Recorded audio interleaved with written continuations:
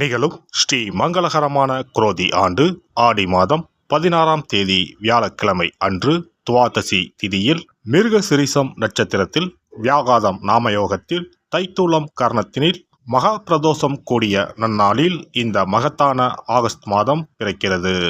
இம்மாத கிரகநிலை என பார்த்தால் ரிஷபராசியில் குரு பகவானும் செவ்வாய் பகவானும், கடகராசியில் சூரிய பகவானும் புதன் பகவானும், சிம்ம ராசியில் சுக்கிர பகவானும், கன்னிராசியில் கேது பகவானும் உள்ளனர். கும்பராசியில் சனி பகவான் வக்ர நிலையில் உள்ளார். மீனராசியில் ராகு பகவான் சஞ்சாரம் செய்கின்றார். இம்மாத கிரக பெயர்ச்சி என எடுத்துக்கொண்டால் ஆகஸ்ட் மாதம் 1ஆம் தேதியே சுக்கிர பகவானின் பெயர்ச்சி சிம்மத்தில் நடைபெறுகிறது. ஆகஸ்ட் 17ஆம் தேதி சூரிய பகவான் சிம்ம ராசிக்கு பெயர்ச்சியாகின்றார். ஆகஸ்ட் மாதம் 26ஆம் தேதி செவ்வாய் பகவான் மிதுன ராசிக்கு பெயர்ச்சியாகின்றார். ஆகஸ்ட் மாதம் 26ஆம் தேதி சுக்கிர பகவான் கன்னி ராசிக்கு பெயர்ச்சியாகின்றார். இம்மாதம் 31ஆம் தேதி புதன் பகவான் சிம்மத்திற்கு பெயர்ச்சியாகின்றார்.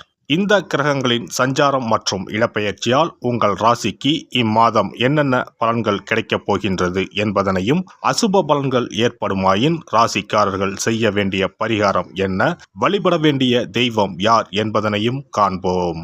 உங்கள் வாழ்வில் வளமும் நலமும் செல்வ செழிப்பும் பெற்று வாழ்வில் உயரிய நிலையை அடைய எல்லாம் வல்ல எம்பெருமானை வேண்டி விரும்பி கேட்டுக்கொள்கிறேன். கன்னிராசி அன்பர்களே, இந்த மாதம் நீண்ட நாட்களாக இழுபறியாக இருந்த காரியம் சாதகமாக நடந்து முடியும். நோய் நீங்கி உடல் ஆரோக்கியம் உண்டாகும். தந்தை மூலம் செலவுகள் உண்டாகலாம். வெளியூர் பயணம் செல்ல நேரலாம். தாய் வழி உறவினர்களுடன் இருந்து வந்த தேக்க நிலை மாறும். நண்பர்கள் உறவினர்கள் உதவியாக இருப்பார்கள். தொழில் வியாபாரத்தில் எதிர்பார்த்த லாபம் கிடைக்கும். புதிய தொழில் தொடங்க எடுக்கும் முயற்சிகளில் சாதகமான நிலை காணப்படும். உத்தியோகத்தில் இருப்பவர்களுக்கு வேலைப்பளு குறைந்து வீண் அலைச்சலும் குறையும். ஆனால் பணியை பற்றிய சிந்தனை அதிகரிக்கும். குடும்பத்தில் திடீர் பிரச்சனை தலை தூக்கி பின்னர் சரியாகும். கணவன் மனைவிக்கு இடையே ஒற்றுமை உண்டாகும். பிள்ளைகளால் செலவு ஏற்படும். உறவினர்களை அனுசரித்து செல்வது நன்மை தரும். பெண்களை பொறுத்தவரை தடைப்பட்ட காரியங்களில் தடைகள் நீங்கி சாதகமாக நடக்கும். பணவரத்து திருப்திகரமாக இருக்கும். மாணவர்களுக்கு கல்வியில் எதிர்பார்த்த வெற்றி கிடைக்கும். ஆர்வமுடன் பாடங்களை படிப்பீர்கள். கலைத்துறையினருக்கு அன்பும் பாசமும் அதிகரிக்கும். கருத்துக்களை பரிமாறும் முன் பொறுமை மற்றும் நிதானம் அவசியம். புதிதாக வீடு மனை வாங்க வேண்டும் என்ற யோசனை செய்தவர்களின் எண்ணம் ஈடேறும். அரசியல் துறையினருக்கு விரும்பிய நண்பர்களை விட்டு பிரிய வேண்டிய நிலை வரலாம். உங்களின் பொருட்களை மிகவும் கவனமாக பார்த்து கொள்வது, வேலையில் கவனமுடன் செல்வது நல்லது. நட்சத்திர பலன்கள். உத்திரம் நட்சத்திரம். இந்த மாதம் எதிர்பார்த்த காரியங்கள் உங்களுக்கு சாதகமாக இருக்கும். குடும்பத்தில் சுபகாரியங்கள் நிகழும். வேலை தேடிக் கொண்டிருந்தவர்களுக்கு நல்ல சம்பளத்துடன் வேலை கிடைக்கும். வெளிநாட்டில் இருந்து நல்ல தகவல்கள் வந்து சேரும். அஸ்தம் நட்சத்திரம். இந்த மாதம் அலைச்சல் அதிகமாகவே இருக்கும். சிலர் கொடுத்த வாக்கை காப்பாற்ற முடியாமல் திண்டாட வேண்டிய நிலை ஏற்படலாம். உங்கள் குழந்தைகளால் சிற்சில பிரச்சனைகள் வரலாம். அதற்காக உங்களின் குழந்தைகள் மேல் ஆத்திரம் கொள்ள வேண்டாம். உத்தியோகஸ்தர்களுக்கு வேலையில் வரும் கஷ்டங்களை தாங்கிக் கொள்ள வேண்டி இருக்கும். சித்திரை நட்சத்திரம். இந்த மாதம் தம்பதிகளிடையே அன்பும் பாசமும் அதிகரிக்கும். கருத்துக்களை பரிமாறும் முன் பொறுமை மற்றும் நிதானம் அவசியம். திருமணமாகாமல் அதற்குண்டான முயற்சிகளில் ஈடுபட்டிருந்தவர்களுக்கு திருமணம் இனிதே நடந்தேறும்.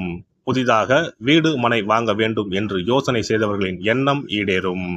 தினமும் பெருமாளை வணங்க வறுமை நீங்கி வாழ்வு வளம் பெறும். பகை விலகும். எதிர்ப்புகள் அகலும். சிறப்பு தொகுப்பு. கண் திருஷ்டிகள் அகன்று தடைப்பட்டு கொண்டிருக்கும் காரியங்கள் நிறைவேற செய்ய வேண்டிய பரிகாரம் என்ன என்பதனை பற்றி காண்போம்.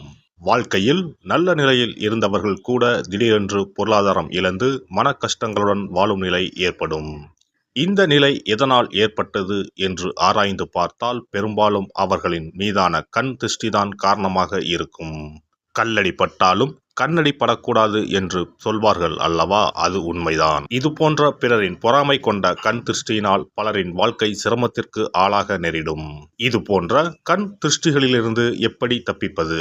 இருக்கவே இருக்கிறது எளிதாக கிடைக்கும் ஊமத்தஞ்செடி.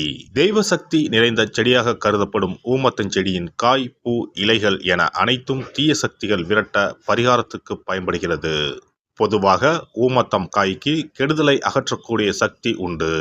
நம் வீட்டில் உள்ள எதிர்மறை சக்தியை அகற்றுவதற்கு ஊமத்தங்காய் தீபம் சிறந்த பரிகாரமாகிறது. தெய்வீக மகத்துவம் நிறைந்த ஊமத்தங்காய் மற்றும் பூவையும் எடுத்துக்கொள்ளுங்கள். வீட்டுக்கு அருகில் இல்லை என்றால் நாட்டு மருந்து கடைகளில் கிடைக்கும். இந்த 2 பொருட்களையும் மஞ்சள் தண்ணீரை கொண்டு நன்றாக கழுவி விடுங்கள். சிறிது நேரம் அவற்றிலுள்ள ஈரம் போக ஆறவிட்டு பிறகு அவற்றை ஒரு மஞ்சள் துணியில் குலதெய்வத்தை வேண்டி ₹1 நாணயத்தோடு சேர்த்து முடிந்து வீட்டின் நிலைப்படியில் கட்டி தொங்க விடுங்கள். இந்த முடிச்சை வெள்ளிக்கிழமை அல்லது ஞாயிற்றுக்கிழமைகளில் தயார் செய்து வாசல் படியில் கட்டுவது சிறப்பு. தினமும் வீட்டில் தீபம் ஏற்றி காண்பிக்கும் போது இந்த முடிச்சுக்கும் காண்பிக்கவும். இதேபோல் ஊமத்தம் இலைகள் கிடைத்தால் அந்த இலைகளை சுத்தமான மஞ்சள் தண்ணீரில் கழுவிவிட்டு அவற்றை கொண்டு வீட்டில் இருக்கும் விநாயகருக்கு திங்கள் கிழமைகளில் தொடர்ந்து அர்ச்சனை செய்து வர வேண்டும். ஊமத்தம் பூவையும் விநாயகருக்கு சூட்டலாம். 3 வாரங்கள் தொடர்ந்து திங்கள் கிழமைகளில் விநாயகருக்கு ஊமத்தை இலையால் அர்ச்சனை செய்து ஊமத்தம் பூவை சூட்டி வழிபட்டால் வீட்டில் உள்ள கெட்ட சக்தி நடமாட்டம் மற்றும் கண் திருஷ்டிகள் தீரும். ஊமத்தம் செடியும் சிவபெருமானுக்கு உகந்த இலை ஆகும். இந்த ஊமத்தங்காய் வைத்து சிவபெருமானுக்கு தீபம் ஏற்றி வழிபடுவதன் மூலம் நமது பிரச்சனைகளில் இருந்து எளிதாக விடுபட முடியும். முதலில் 2 ஊமத்தங்காய்களை எடுத்துக்கொள்ள வேண்டும். அவற்றின் மீது முட்கள் இருப்பதால் மிகவும் கவனமாக கையாள வேண்டும். ஊமத்தங்காயின் காம்பு பகுதிகளை வெட்டி கொண்டு கத்தியை பயன்படுத்தி ஊமத்தங்காயின் உள்ளே இருக்கும் விதை பகுதியை முழுவதுமாக நீக்கிவிட வேண்டும். பின்னர் 2 அகல் விளக்குகள் மற்றும் விளக்கு வைப்பதற்கான 2 தட்டுகளை எடுத்து சுத்தம் செய்து அவற்றிற்கு மஞ்சள் குங்குமம் போட்டு வைத்துக் கொள்ள வேண்டும். பின்னர் 2 தட்டின் மீதும் ஒவ்வொரு அகல் விளக்கை வைத்துக் கொள்ள வேண்டும். அதன் பிறகு எப்போதும் பூஜை செய்வதற்கு வைப்பது போன்ற வெத்தலைப்பாக்கு, பழம் போன்றவற்றை வைத்துவிட்டு 2 விளக்குகளையும் ஏற்றி சிவபெருமானை மனதார வேண்டிக் கொள்ள வேண்டும். எனக்கு இருக்கும் பிரச்சனைகள் அனைத்தும் தீர்ந்து இன்பமான வாழ்க்கை கிடைக்க வேண்டும் என வேண்டிக் கொள்ள வேண்டும். இந்த பூஜையை வெள்ளிக்கிழமை அன்று தொடங்கினால் தொடர்ந்து 9 வெள்ளிக்கிழமைகள் செய்ய வேண்டும். ஊமத்தங்காயின் மீது எவ்வாறு முட்கள் இருக்கிறதோ அதுபோல நமது வாழ்க்கையில் இருக்கும் முட்கள் போன்ற பிரச்சனைகளை அவை தீர்த்து வைக்கின்றன. இந்த பூஜையை நாம் தொடர்ந்து செய்து வருவதால் நம் மீது இருக்கும் கண் திருஷ்டிகள் அகன்றுவிடும். தீராத துயரங்கள் தீர்ந்துவிடும். பணம், நகை நம்மிடம் பெருகி வரும். சிலருக்கு கையில் சுத்தமாக பணம் இருக்காது. வறுமை தாண்டவமாடும். கடன் தொல்லையால் கஷ்டப்படுவார்கள். பண பிரச்சனையில் சிக்கி கொண்டிருப்பவர்கள் இந்த தீபத்தை ஏற்றினால் 3 வாரங்களில் நல்ல பலனை பெற முடியும். தொழிலில் நல்ல முன்னேற்றம் இருக்கும். கடன் பிரச்சனைகள் தீரும். உறவினர்களிடையே பகைமை இருந்தால் அவையும் மறைந்துவிடும். நோய்வாய் உள்ளவர்கள் இந்த தீபத்தை ஏற்றுவதன் மூலம் நல்ல பலனை பெற முடியும். பொதுவாகவே எந்த பரிகாரம் என்றாலும் அதை முழு நம்பிக்கையுடன் செய்தால் மட்டுமே முழு பலன் கிடைக்கும் என்பதை நினைவில் கொள்ளுங்கள். எல்லாம் வல்ல இறையருளால் நீங்களும் உங்கள் அன்பு குடும்பமும் உடல் நலம், நீலாயுள், நிறை செல்வம், உயர் புகழ், மெய்ஞானம் ஓங்கி வாழ்க வளமுடன். இந்த வீடியோ பதிவு உங்களுக்கு பிடித்திருந்தால் லைக் பண்ணுங்க, கமெண்ட் பண்ணுங்க, ஷேர் பண்ணுங்க. மறக்காம சப்ஸ்கிரைப் பண்ணுங்க. பக்கத்துல இருக்கிற பெல் பட்டனை கிளிக் பண்ணுங்க. நன்றி, வணக்கம். ஓம் நமச்சிவாய. சிவாய நம.